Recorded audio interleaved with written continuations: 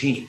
So what can a leader do to change a toxic work culture? When you're in this position, it can feel frustrating and even hopeless. If you can't make progress, it can lead to higher employee turnover and even threaten making your goals. Some leaders either give up entirely trying to change the culture, or they ram through initiatives without garnering support first.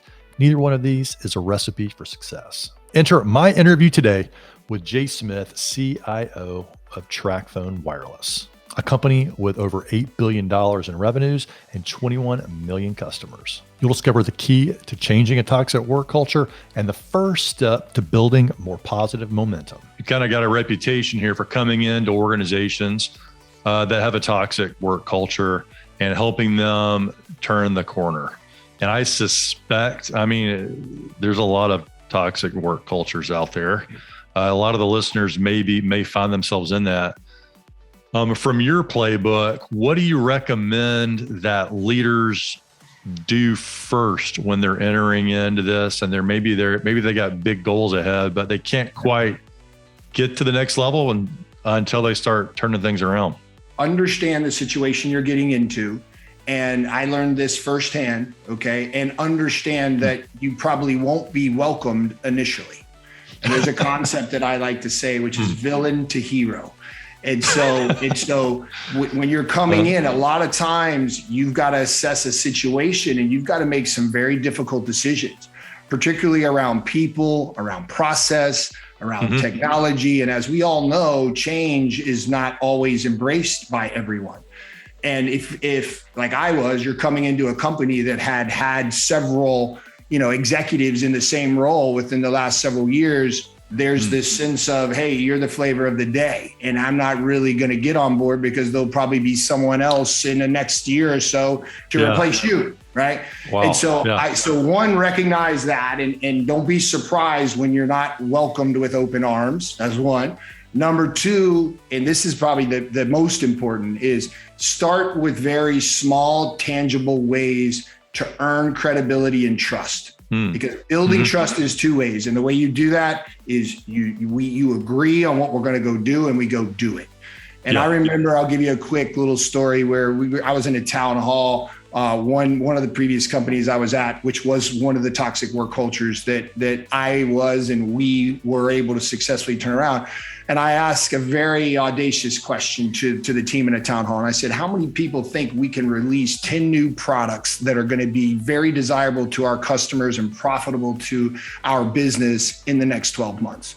Not a single hand went up. There's 700 people that are in the room and on the phone. And I said, you know what, guys, we're going to do this. And we put a counter up on the board and by successful, we had product launches. As you probably know, not all product launches meet success criteria, and the ability to really kill the ideas that aren't going to be successful or pivot them is really important to innovation. And I have a special passion for innovation. And so needless to say, we accomplished the objective. And by accomplishing the objective, you build credibility and trust. And then by having integrity and doing what you say, right? Doing what you say from a value standpoint. So a lot of people talk about values, but then they behave a different way.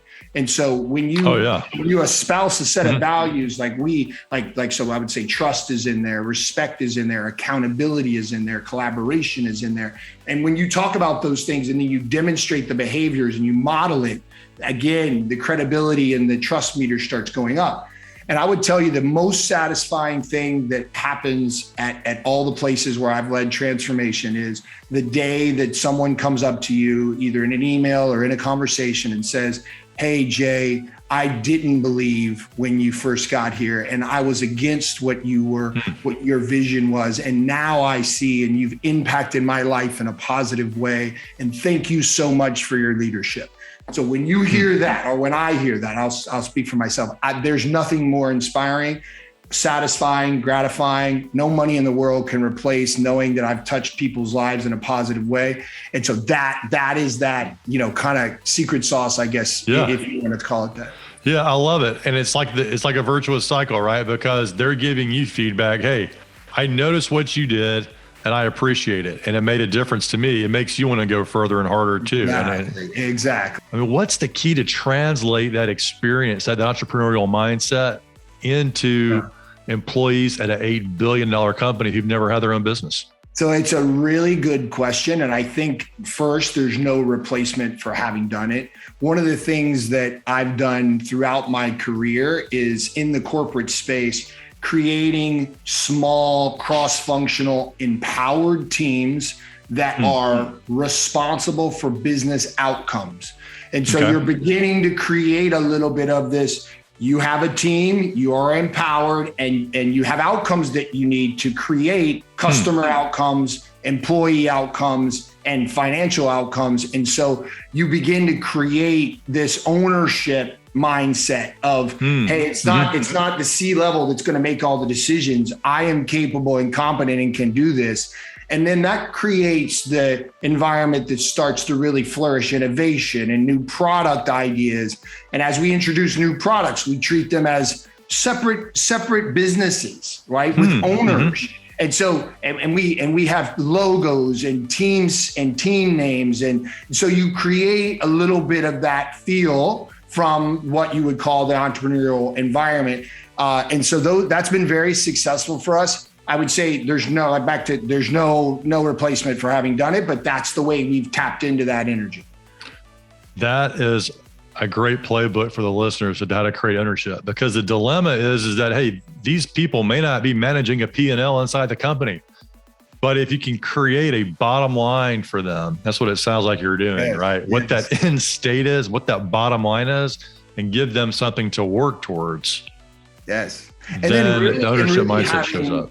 Yes, Ben. And then really having, the ownership of decision making being at the level that's closest to the work. As you pointed out, not everybody's going to own the P&L, and there's financial decision making, delegation of authority that any publicly traded company needs to look after.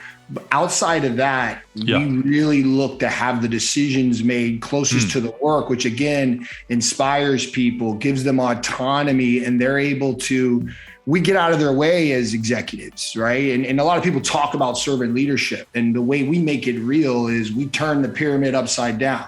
And all the executive teams work for the people on the front line. And our job is to make their environment and their job as smooth and frictionless as possible, including the autonomy they need to make the decisions to move the business forward. A new young lady had joined our team, very assertive and very confident. And she was in my extended leadership team, which is my top 50 folks.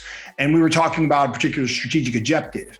And we were having some healthy debate. And she raised her hand and politely said, I hate that idea. And here's why that idea doesn't make sense. Directing to me. And so I stopped the meeting. Oh, it was your idea. Yeah, it was. Well, I was advocating for the idea. I didn't bring it up, but it was clearly she was looking at me, right? So I stopped the meeting and I looked around slowly in the room and I made eye contact with every single person in the room. And I said, that is the kind of spirit and the kind of confidence and the kind of vulnerability that we need to have as a team.